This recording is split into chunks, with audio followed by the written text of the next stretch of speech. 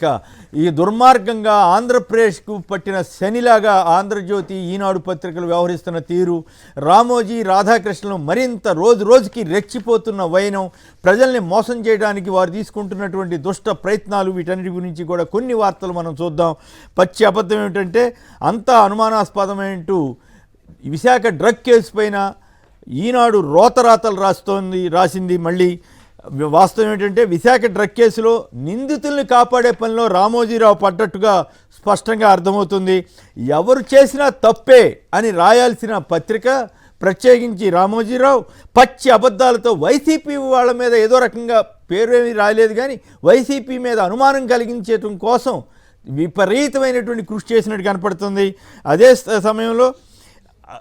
అదే సమయంలో ఎక్కడ ఆ వార్తలో, ఈనాడు వారు ఇచ్చిన వార్తలో కంపెనీకి సంబంధించిన వాళ్ళ వివరాలు కానీ ఆ పేర్లు కానీ వాళ్ళు రాయకుండా, నిన్న కనీసం పేర్లను రాశారు, ఇవాళ పేర్లు కూడా రాయకుండా ఆ బ్యానర్ వార్తలో ప్రముఖంగా ఇచ్చిన వార్తలో అంత దరిద్రంగా, బహుశా జర్నలిజం చరిత్రలోనే ఇంత నీచంగా పత్రికలు మారడం అనేది బహుశా ఇదే మొదటిసారి అయి ఉండొచ్చు. ఇక దీంట్లో టీడీపీకి సంబంధించిన వారిని అలాగే ఈ రక్షించడం కోసమే రామోజీ ఉకృత రాతలు రాస్తున్నట్లుగా కనపడుతుంది.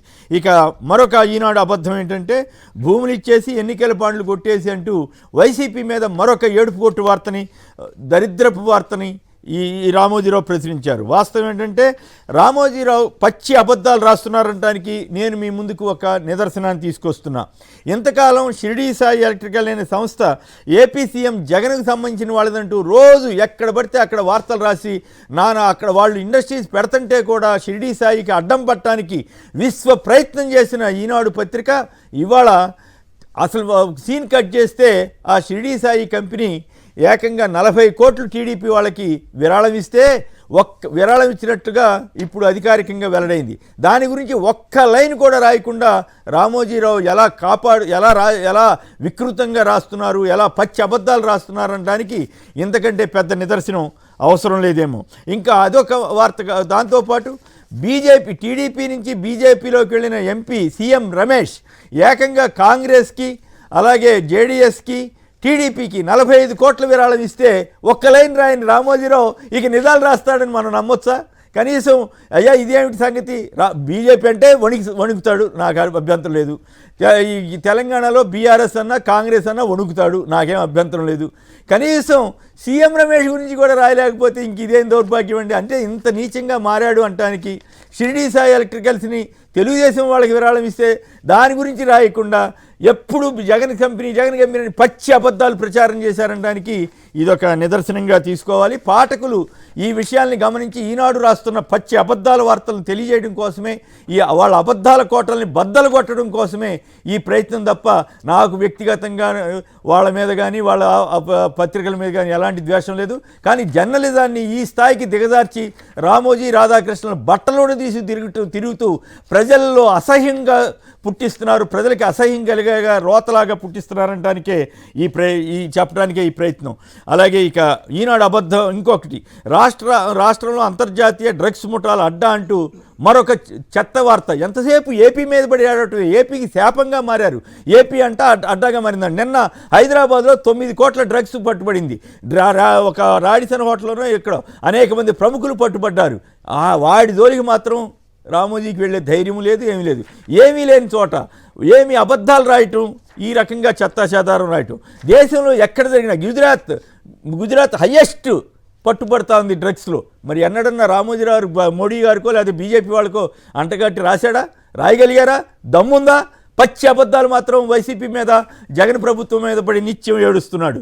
హైదరాబాద్ అలాగే డ్రగ్స్ని గంజాయిని కట్టడి చేయడానికి ఏపీ ప్రభుత్వం అనేక ప్రయత్నాలు చేస్తోంది.